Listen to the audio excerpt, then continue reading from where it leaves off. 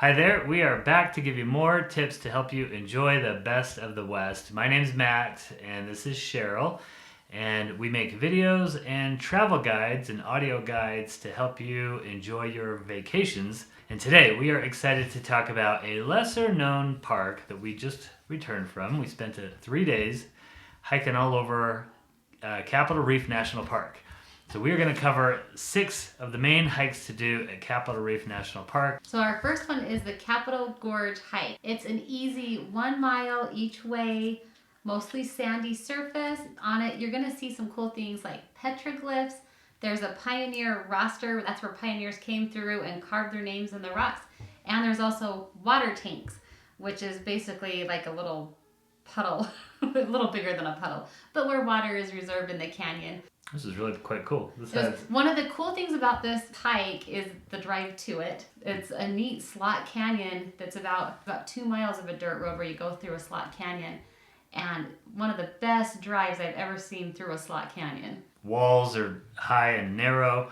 I thought the petroglyphs were awesome. They're a little faint. There are a lot of petroglyphs all over the Southwest. There are other ones within this park as well. These ones were a little faint, but it's still always amazing to think that these petroglyphs are over 1,000 years old. And then I thought the Pioneer Register was great. All these pioneers who had kind of carved their names into the rock. I liked it. Well, the one drawback I thought was that it was pretty sandy. Yeah. Because you were actually hiking through the riverbed. It's just a dry riverbed, but it was pretty sandy. Mm-hmm. And just at the trailhead, just to know the amenities, there's some outhouses, there's some picnic tables. But something to know about the Capitol Reef hikes, none of them have water spigots at them, so including this one. No water at the beginning. So let's give it a rating. I'm giving it an 8. And I give it a 7. I gave it a 7 because on paper, this hike looks really cool, but it's like one of those movies with a cool actor or actress and a cool location, but the storyline just doesn't all seem to fit. And I really hated the sand. But besides that, I loved it. And I especially loved the drive to it. What I liked is that it was flat. The sand made it a little harder than just a regular flat walk, but I liked that it was flat and that you had those petroglyphs and that Pioneer Register some of that was a little bit like a hide and seek game. It was kind of fun to try to find them. So. Okay, our next one is Cassidy Arch. This is one of the most famous ones. This hike was the most rigorous hike we did, I would say. Mm-hmm. So it's 3.5 miles total. You climb 1,000 feet in elevation on this hike, and most of it is at the beginning. So pretty rigorous at first.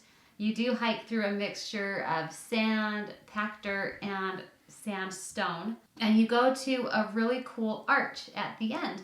There's cairns once you get to the sandstone, which are little piles of rocks us Westerners use to help us guide our way. And a little trick is when you're at a cairn, just look around for the next cairn. You should always be able to see the next one from the previous one. This really is a thing hiking in the desert where a lot of times you're just hiking across what's called slick rock. It's not really actually slick, but there's no dirt trails that you can carve out, right? And so you have to look out for the cairns, and then you also have to look out. Sometimes they'll place rocks in a path to kind of show you your path.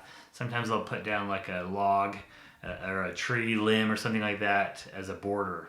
So pay attention to that. I actually have done another video on how to hike in the desert because we had, I think, 2 people in our party got lost off the trail. Not like a major thing, but they went off the trail for a little ways. So you have to pay attention when you're hiking in the desert. Mm-hmm. Other things to know about this is there is a vast variety of colors of the rocks. Me and my daughter were calling them rainbow rocks because we were seeing like purple and reds and oranges and yellows and whites. Just big variety there. Also, Cassidy Arch gets its name because there's folklore that Butch Cassidy hid out back here. Now, there's not any real evidence. Matt's kind of our expert on Butch Cassidy. He does stories about him all the time, but there's no exact evidence he was there. But he was in Capitol Reef. Yes, they're still playing off of his fame. So still kind of cool. And the other thing I was going to say is you'll see kind of a pointy feature on the hike off in the distance. That's called Fern's Nipple. We thought the Grand Tetons were a little over the top, but they're just going to go ahead and call it what it is. Because it actually looks like that. One thing I love doing is finding out the meaning of the names behind these places. So I'm curious who Fern was.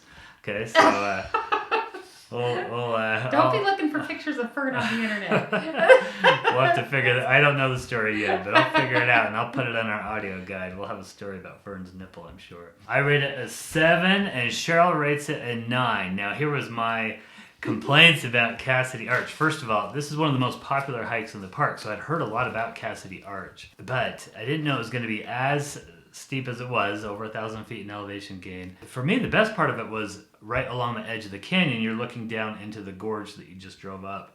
Other than that, I didn't find a ton to love about this. The arch is sort of cool, but it's kind of hidden in this area, and so you don't get like the full arch, and you go up behind it, and it's not quite what you might see at arches, or even another one that we'll see later in this video. Okay, and see, I disagree. It was my dad's favorite hike. It was one of mine.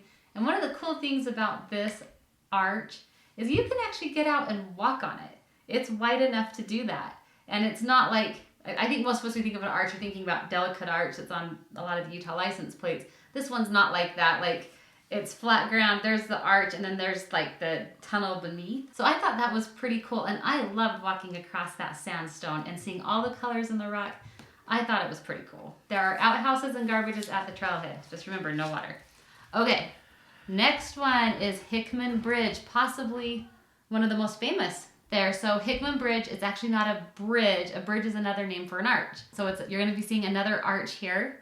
It's 1 mile each way with a little loop at the end where you get to kind of not see the same scenery at the end. It's sand, sandstone, and packed dirt. Takes about an hour to do it.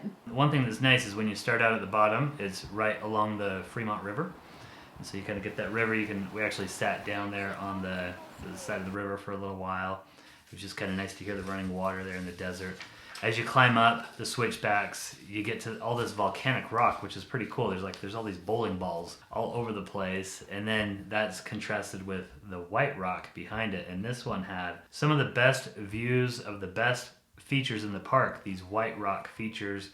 One of them is called Capitol Dome. The pioneers named it after the United States Capitol Dome because it's big and rounded, and that's part of where the name of the park comes from as well, Capitol Reef. And then there's another cool feature called Pechtel's Pyramid. Again, I'm interested in who Pechtel is. Anyway, that one was great. I thought that was cool, right across the canyon. Fairly easy, like pretty flat. Pretty flat, a little steep at the beginning to get up to the top, but it's nice. Oh, plus it has a little alcove on the way there, that interesting little spot where the kids could play in and climb down in, and you're kind of, it's like another little bridge there actually. And some people were going, is this the bridge? You know, no, that's not the bridge. Then you get over to Hickman Bridge, and it's quite a large arch above your head. You gave it a 9 and I gave it a 10.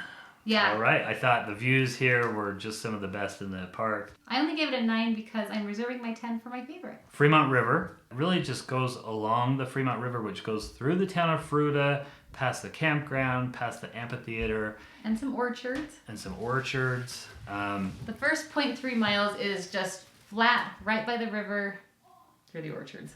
An amphitheater. There could be deer there as well hanging out. And you end up climbing up a little hill. You get to a hill and you climb up to an overlook. And at the overlook there, you can see really 2 canyons. So there's the canyon that the Fremont River carved, and then there's another dry wash canyon right there as well. Like, the viewpoint's really cool. It kind of goes out to a little overlook that juts out. And I think one thing that was really cool for me about this hike is we had done it after the geology talk that we had heard the day before from the ranger in the amphitheater. After having heard her talk and learning about the layers and why they're tilted and things like that, this one really provided some cool views of the layers, and then up above them, the red rock and the white rock domes and stuff like that. And it would have been much prettier had we been there when things were in bloom. And I have to say, there's no amenities at the beginning of this hike. No trash, no bathrooms. You just hike over to it from the campground. Okay, you ready? Yep. We both gave it an 8. The nice thing is it was mostly easy and provided some good views. Kind of short and sweet. I liked it because, short and sweet. First of all, I could have walked along that river for a mile or 2 longer. It's really, really pleasant. So I really like that first 0.3 miles, just relaxing, lots of plants. You hear the birds, the river, so peaceful. Love seeing the fruit trees. And then I like that when you start climbing up the hill, you have panoramic views the whole time you're climbing.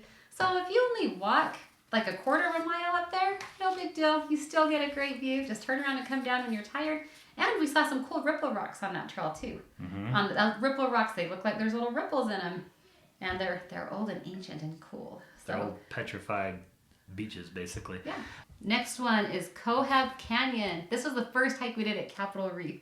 And Cohab, Matt discovered, did some searching. Yeah, the early Mormon settlers were polygamous, and the federal government was trying to stamp that out, so they passed laws against polygamy, but a little hard to pass laws against polygamy or to prove that people are married, so they actually passed laws against cohabitation, against living with more than one spouse, one woman. So these federal officials would come through and try to arrest people, and these guys in town would run up into this canyon to hide out.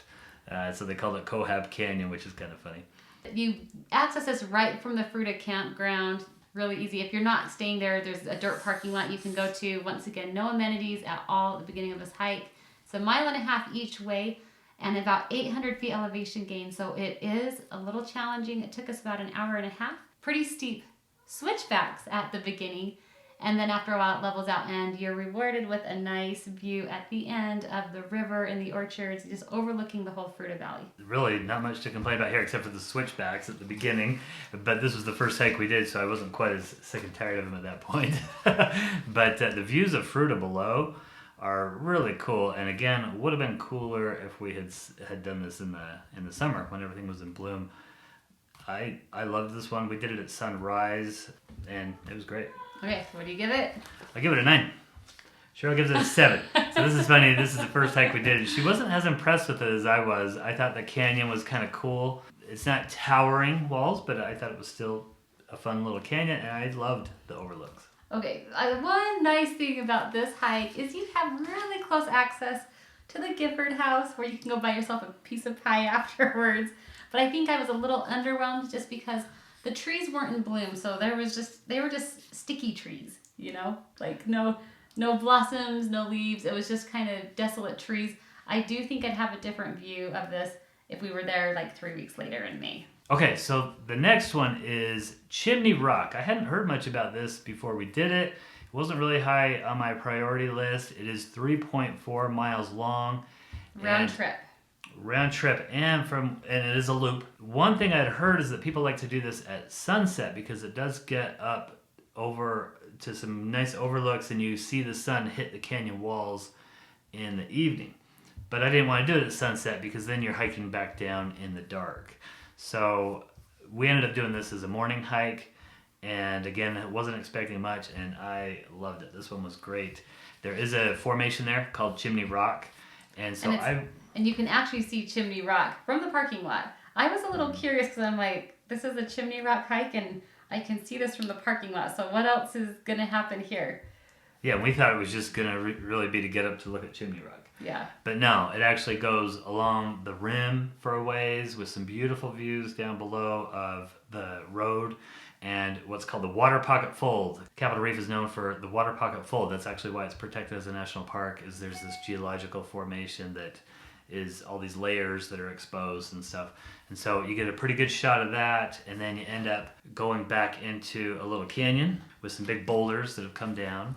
And then you finish off with this just kind of typical desert view. I love the twisting junipers that you see out in the desert. Yeah, right after you come up the switchbacks, it is like seeing a relief map of Capitol Reef National Park.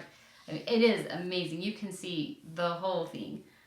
And just the landscapes and where they're at on the level wise. And I did love once we got over that and back into the canyon, I really felt like we were on our own little Western adventure. We didn't see any other people. I mean, it was a neat hike. I really enjoyed it. Yeah. And I liked that it was a loop so that you were getting some new scenery out and back. Very limited parking here. There's like 8 parking spaces. They're not even marked. It's just like a loop. There's a little outhouse, there's garbage cans, but really no amenities. So if you're getting there later in the day, you might have to park on the main road, but it works. It's okay. So grad rating, it was our fave. We both gave it a 10. That was our favorite one in the park, I guess. There were 3 that we didn't do. Yes, we have to say the caveat before we make our recommendations. There are 3 that we missed because there's only so much time in a day. It also gives us a reason to go back pretty soon. For sure. Okay. So one is Navajo Knobs. This is about 9 or 10 miles. It's actually the same trailhead as Hickman Bridge, and it does get up on top of a canyon, and that one actually looks really cool, but it was just too long for us to take our kids on and to try to fit in the morning and let them sleep in and stuff. So we didn't do Navajo Knobs, but that is on our bucket list for sure. We also missed Golden Throne and the Grand Wash. And we're hoping that maybe if some of you have done these hikes, get on and put in the comments if you like them and if maybe you agree or disagree with our picks. We would love to hear your opinions. Okay, so our rating. So this is the first one is if you're going to Capitol Reef, you can't go home until you do this hike. Hickman Bridge. Hickman Bridge. I agree. Okay, the next one is this may not be the hike you have to do if you go to Capitol Reef, but this was our best experience. And Chimney Rock. Yeah, no surprise. Chimney Rock was our favorite. We both gave it a 10. Okay, we have a playlist of Capitol Reef videos to help you get excited and prepared for your trip. So make sure to check that out. Thank you so much for joining us, and until next time, go west, young traveler.